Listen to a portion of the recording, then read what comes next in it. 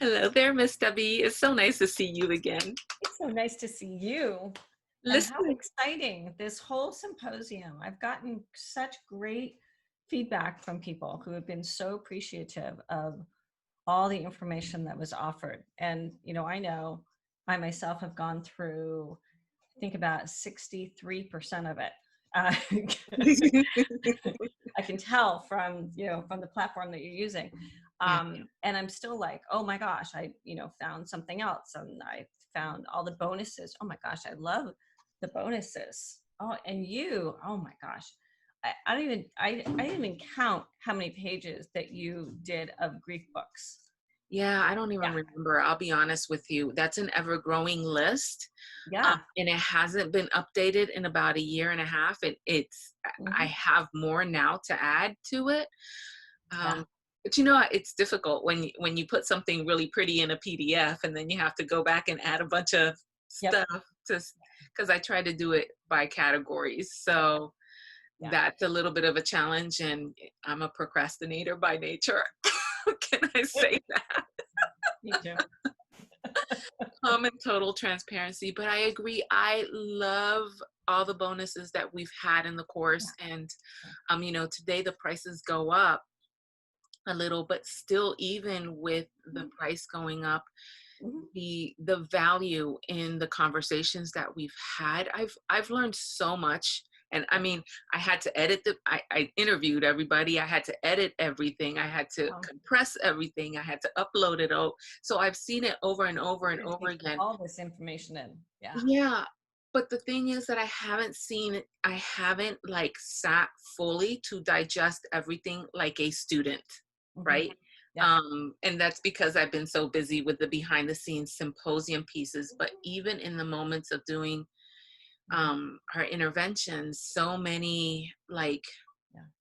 or not our interventions, our interviews, there's so many moments of just learning for me from everyone, and I've been doing this for a long time. I think that's the beauty about this, that regardless of how long we've been doing it, we Mhm. can all learn from someone or Yeah. something, and kind of tweak that. So I think with your bonus, I was in love with the first part. I mean, you had me at the first part with the four questions, Yeah. of how to hold that space for adults who have lost their parents, Mhm. you know, Yeah. the orphaned adult. Yeah. I mean, I guess Yeah.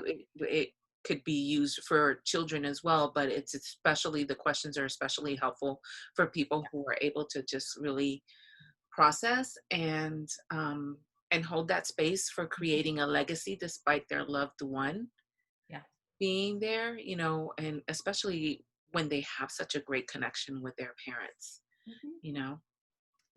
I also, I wanted to offer that bonus as far as resources for adult parent loss is because it's the most expected loss that we're going to have.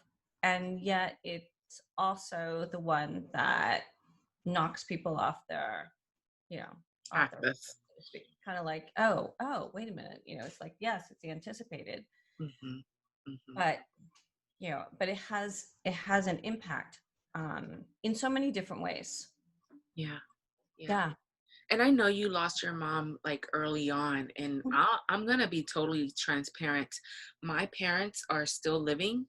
mhm, And even though I have gone through grief all of my life, even thinking about it, even just saying it right now, the mhm. idea of losing my parents Yeah. brings up a lot of emotions. Yeah. It stings my eyes with tears, um, because it's just like I know it's gonna happen, Yeah. right? Yeah. And I kind of just that anticipatory grief, I kind of compartmentalize it. I move it over. Right. Why would I know why it's would we reality. want to go there Yeah. beforehand? Yeah. And even when we do, of that all that anticipatory grief, it's still different, and it has a different impact. Mhm. And losing the second parent, my father died many years after my mom, um, when I was 45, and I remember kind of going, oh, I'm an orphan. Oh. that feels so weird. Like I didn't get it beforehand of, that's for kids. But it's still this sense of, oh, wait a minute, there's no barrier between me and mortality now. There's no kind of umbrella. Yeah. And so I had found some great book, and there are a few more resources that are coming out. It was hard to find. Alexander Levy is one resource, but I found several others. In fact, I found a book that's called Death Benefits, which I have to tell you, initially it was like, I'm not crazy about this title. It's by Jean Safer. I think it was Jean Yeah. Safer. She's a psychologist, I think, in New York. And I kind of thought it was going to be kind of like oh, you should be grateful benefit stuff, and it's not at all. And she had great questions, and so I included that in Yeah, the and those were the yeah questions that yeah that you started your yeah bonus with, and I yeah was like, blown away with that because yeah. I thought of that too. And I mean, I've read a ton of different books, right? And um, after I read that part of your PDF, I was intrigued, and that will be one Yeah. of the ones. I know we're Amazon junkies. That will be Oh one yeah. of the ones that I will. I don't know. I didn't check and see if it's on Audible, but it would definitely be one that I will Mm-hmm. um, look to. And I find myself that in this season of this pandemic, Mm-hmm. right, that there is that it's strange for me to say this, or even I've been sitting with it, the death anxiety of something happening to my Mm-hmm. parents, holding Yep. that space of the death anxiety. And I Mm-hmm. don't think that it's so much the dying part, because I've witnessed that, Yeah. right? I think what bothers me is being away, Yeah. Yeah. not being able to do that, the bedside piece of it, Mm-hmm. because if it had something to do with the virus, Right. Right. um, and I recognize that it's not reality and reality, like it's not happening, but it could be a reality. And Yeah. so it's kind of messy. Yes. And I think that the anticipation, the anticipatory part of that, and so many people talk about feeling guilty of even rehearsing that beforehand. And it's like, I tend to think that that's more of our left side of our brain trying to protect ourselves, trying to, okay, here, what's going to happen, and ruminating all of that in this attempt to try to protect ourselves, which really just tortures ourselves and Yeah. really Yeah. doesn't work. Anyway. Yeah. Yeah. And I think my family we have been always very open about what we want to have. My mom is very vocal, my father not so much. um However, I know that I think that's a piece right now that I'm struggling with, is because I know what that looks like traditionally, Mm-hmm. my upbringing. And I know that the one piece that my dad would want if something were to happen to him, with this virus, would not likely Mm-hmm. happen, Mm-hmm. you know? Mm-hmm. Um, And I don't know what the solution to that is. I don't know, I'm thinking, oh, maybe I can provide a tablet if they go into the hospital and the nurse can have it on all the time, or whatever, on a WhatsApp or a Zoom or what have you. But then, here's me, the professional side, right? Would I allow that to happen as a therapist? If I was a nurse or a doctor, would I allow that to happen in real life, because it could be recorded? So that Mm-hmm. left brain, right? The logical thinking piece of how doable actually is this, um, and with so many changes happening, is it something that we can even recommend or expect to happen? Because let's be honest, the turnaround is there's too many professionals, um, doing long hours, and the turnaround is too fast to be Oh, able to even make so overwhelming. any kind of change. Yeah, that to me would not be the priority. Yeah. um, so tell me what, I guess I know that I have several moments that have stood out for me with the symposium. um, and it's so hard for me to pick one and say, oh, this is my favorite. Mine, for example, I threw together like within at the last minute because, of course, like I said, I'm the ultimate procrastinator. I'm like, I don't even know if this makes sense. I hope it makes sense to everybody who's listening. And I've gotten a lot of great feedback from people who says you gave me something to grab my teeth into. The presentation was a little bit different than everybody else, but it's kind of hard to interview myself. I thought you did a great job. And I'm not good at talking to the camera by myself. I can do this all day every day, but so I think like some of the things that I loved about your interview was um when we spoke specifically of the moment of impact, ways of being able to um, tease apart the assessment piece Mhm. and just really start creating that safe place so that they can move into the grief work, even though most people are actively doing grief work when they come in a crisis calling us, Yeah. right? But being able to just kind of slow it down a little bit so that that initial information comes through. Oh, um, oh my gosh, Jill and I was like, are people going to think that I'm a little cuckoo or whatever, because we have our humor and we've been doing this long enough. I mean, and she's a hoot anyways. she is, isn't she? Um, And I think that humor is important. I think being able to also hear with our clients, the absurd moments that happen also mm, that that you know are weird and sometimes very funny, yeah, and that people go, don't tell anybody, but this is what happened, and oh my gosh, it was hysterical, and am I bad for laughing about that? It's yeah, like, no, it's actually yeah, sometimes very weird, very absurd stuff, um, and that when we're working through grief, it doesn't always look, you know, it, hmm, grief is a whole mass of feelings. Yeah, and yeah, sometimes humor can come out of nervousness as well, yes, yeah, you know yeah, and it may feel inappropriate or sound inappropriate when we have clients in session, and the yeah. reality of it is that nothing is normal. No, What we have an idea of what it's supposed to be is so totally different than that. What would you say, how was it for you? I mean, I know that you were interviewed, right? And you're one of the speakers and the experts, but how was it for you to sit back as a person learning and, kind of listening to everybody else? Was there anything that was different or surprising that you hadn't heard before? you know what? I thought it was all great. I love that you had Ken Dolan Delvecchio.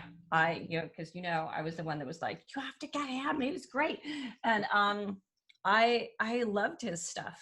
Yeah. Yeah, it was really, and I loved being able to listen to his perspective in the interview, because I heard pieces of what I read from his book, A Pet Loss Companion, Hmm. but I loved him being able to expound on it, and just seeing him, by video, and listening to his words. And I loved his bonus that he also added about children Yeah.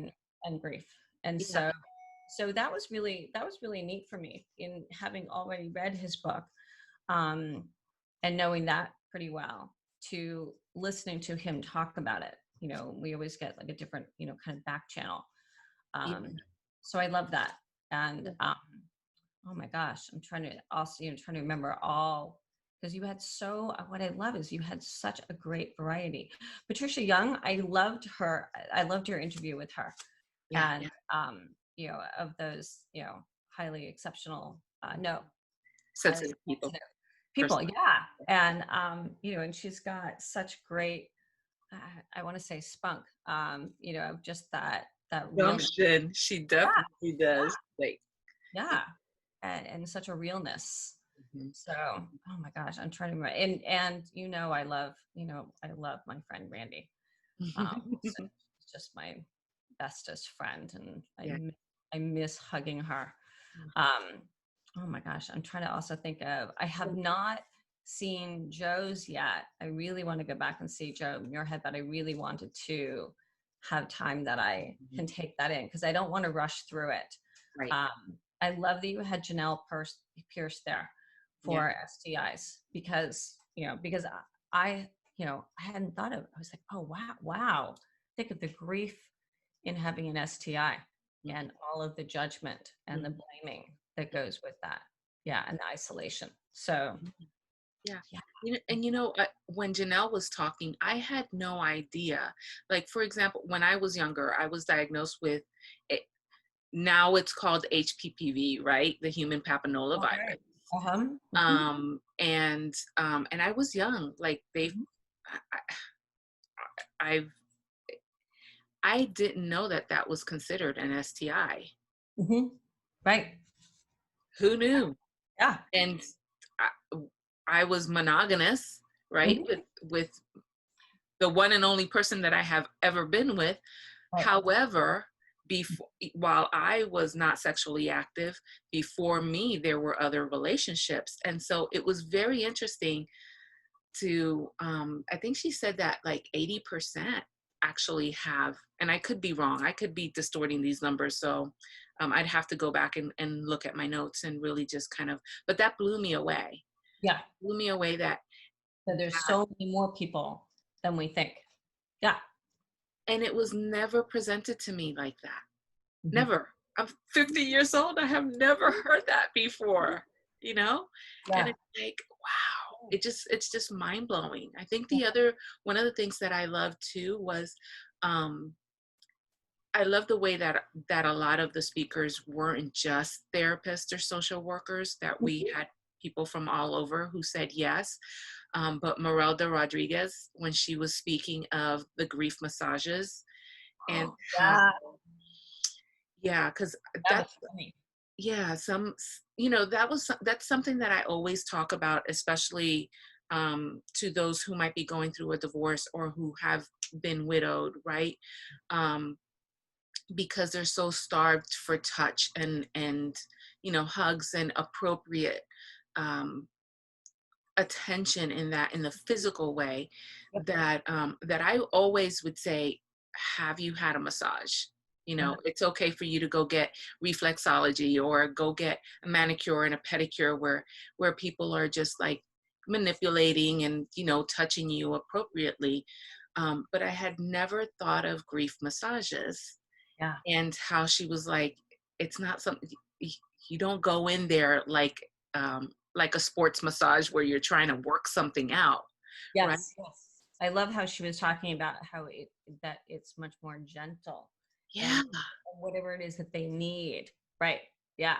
Isn't that what grief is, the grief work is, Yeah. when we're holding that space for our clients, that you don't always have to be confrontational in order for them to get the aha or to work through what they're going Yeah. um, what they're going through and they're processing, Yeah. that it can just be the gentle of what do you need in this moment Yeah. kind of What's thing. coming up?